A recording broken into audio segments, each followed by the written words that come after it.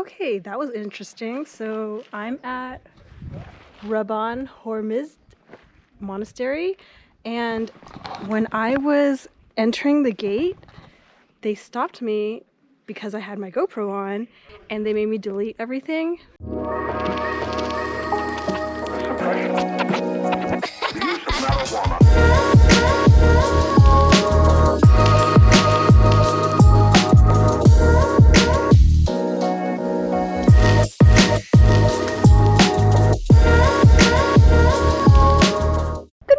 Beautiful Earthlings, your girl is still here in the parking lot of Our Lady of the Harvest Church Monastery, and I've been camping in this parking lot for the last 2 days. I was gonna leave yesterday, but I was just really tired, so I decided to stay an extra day, and I spent my time reading this book, Into the Wild by John Krakauer. And I don't remember who recommended this to me, but it was not what I thought it would be. It's actually a bit more morbid than anything. So it's a good book. It's interesting. I think the person who recommended it to me maybe thought that I would relate to it. I feel like my journey is a little different. I'm not trying to go off into the wilderness and live off the land. I just don't really have an interest in that. I'm in society with my motorcycle, so it's a little different. So I am gonna pack up and I am going to head up the mountain. I'll be going beyond this church to Rabban Hormizd Monastery, and it's only like a 5-minute ride. It'll be great. So it's Ramadan in Kurdistan, and I didn't really prepare to camp here. I don't know, I thought I was just gonna go up the mountain, come back down, and I was so lucky that the Peshmerga, which are the personnel security at this place, they invited me to break fast with them. And like, I'm always scared of getting kicked out, right? But I received like a hello late in the evening yesterday, and one of the security guards was like indicating like, come eat with us. And so I was invited to eat with Gamil, Hassan, and Dayan. And they had like a place setting for me. I had my own chair, and there was, I don't know what these dishes are, but there was pilaf, red soup with vegetables, a yellow soup with some noodles, some meat, and some like fresh vegetables. So freaking good. I'm so thankful for them. They're so nice to me. And we're gonna pack up and head out. We're gonna leave the city of Alqosh, go up to the monastery, and head a bit more east. So let's go. Goodbye, parking lot. We're gonna miss you.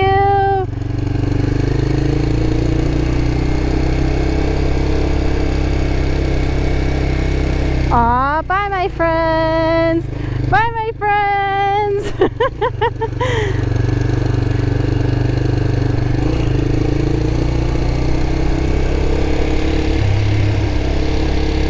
Nice to me. I'm so lucky. I'm always so lucky. All right, let's climb this hill. You can see the monastery right there.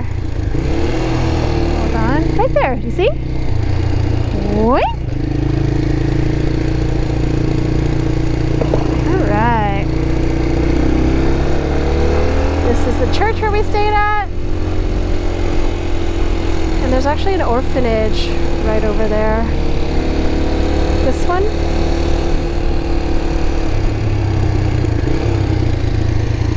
Orphanage of St. Joseph.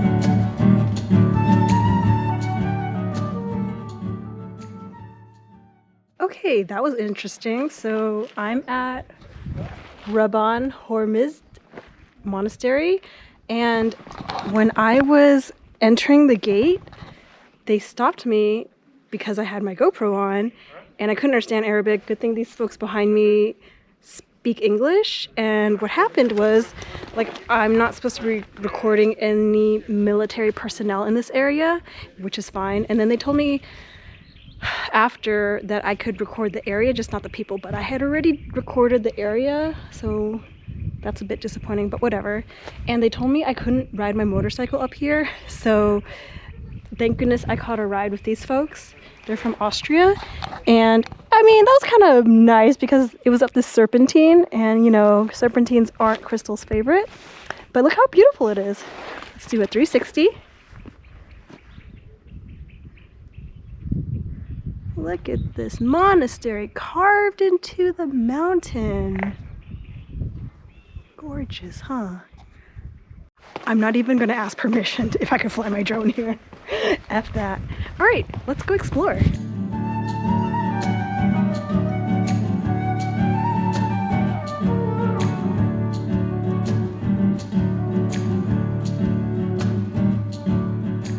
Bummer. Okay, so the guard gave our new friend a key, and then you can, what I thought is the key takes you to these like chambers and stuff, but actually it takes you over here to the church, and you're not supposed to record this area at all, so I'm not gonna do that. And you know, a church and tomb are very cool, but I was reading that there were like small passageways that you can like go through, and look at like these little cave areas. That would have been cool, right? But they were saying that like one of the walls caved in, and so it's kind of dangerous, and so it's not allowed right now. But look how amazing this landscape is. Look at those cool caves right there and right there. It looks like there's a little pathway, but it's totally blocked. Those would be so cool to explore.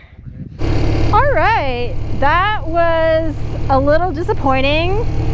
I was hoping to see a bit more, and unfortunately they made me delete a lot of footage, riding footage that had nothing to do with like them.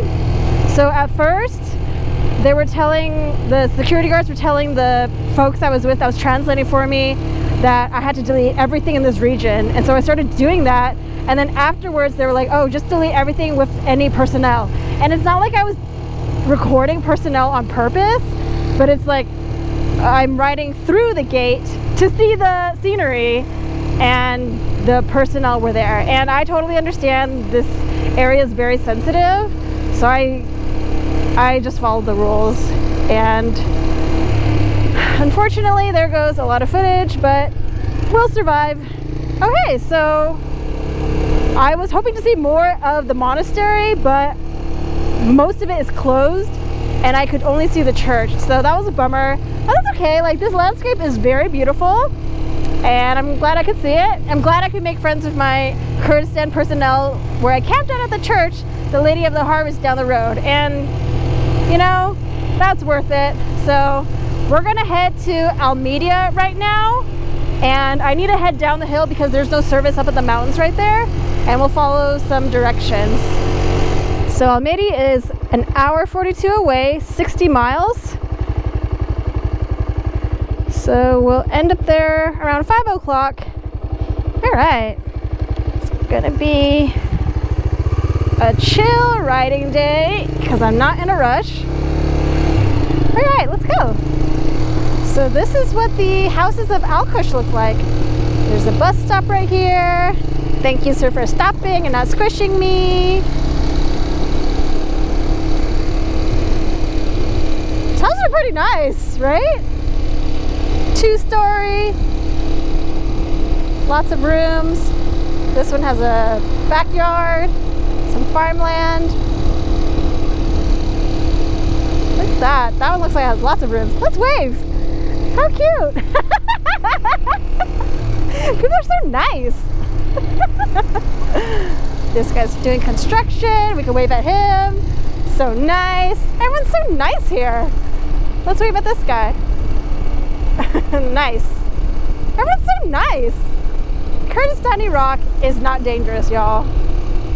So come pay him a visit. This guy's doing some construction. Ooh, that guy's cutting the curve a little bit, huh? Good thing we hung right a bit. We'll let this guy pass us. No, he's not gonna pass us. Maybe he will. There's a lot of nice cars here. Nice guy. Watch out for this speed bump too.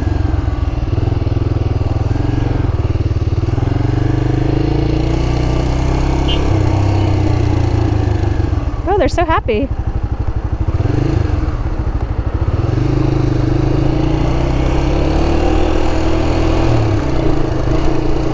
Don't squish me! Don't squish me! Don't squish me!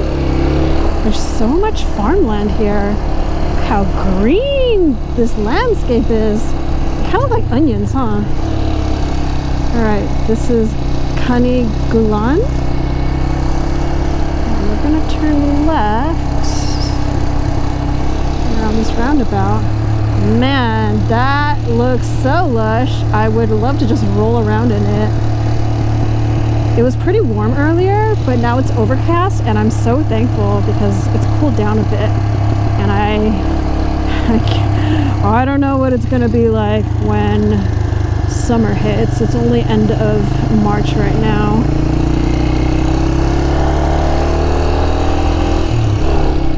I love this Kurdish landscape. It's pretty flat, I would say.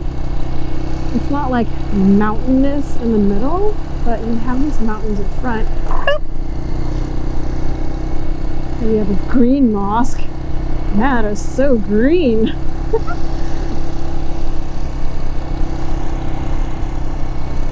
We're just chilling.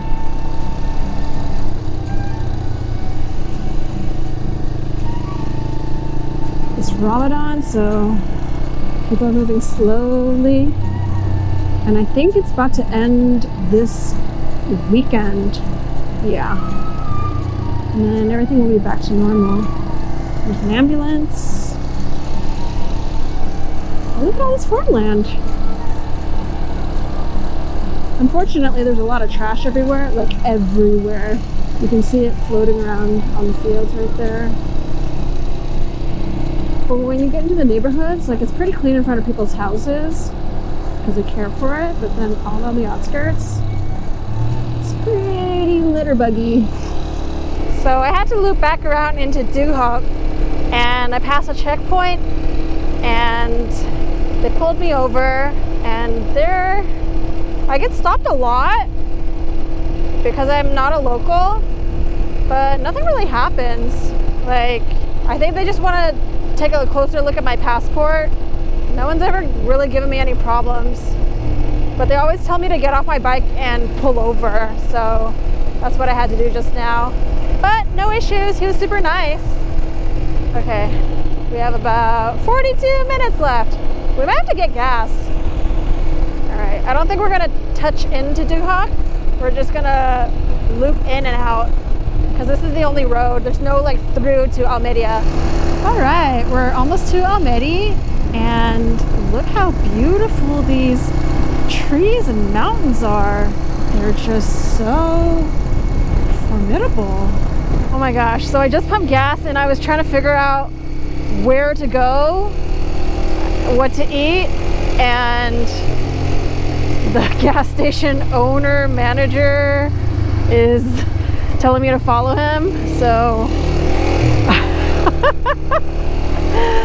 oh, universe, you're listening to me, but they're driving too fast because there's speed bumps, and I don't like to hard brake, so I go slow.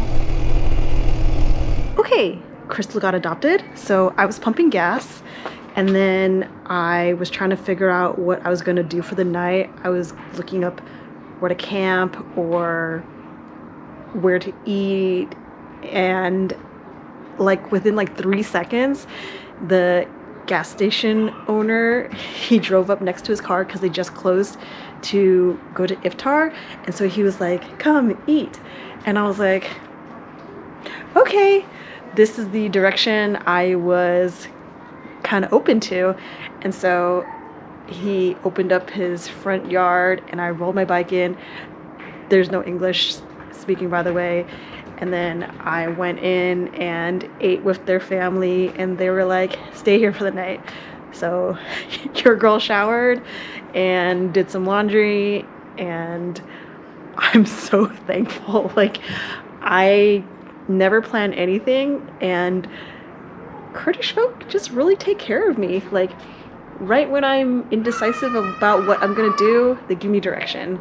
And now it's woman time and all the dudes went back to work, and I would like to say we're talking, but it's more like hand signals and smiling. So I'm gonna go to sleep. I might stay here more than a day. I think they invited me to stay 5 days, but I was like, how about 2? We'll see. Okay, good night, y'all.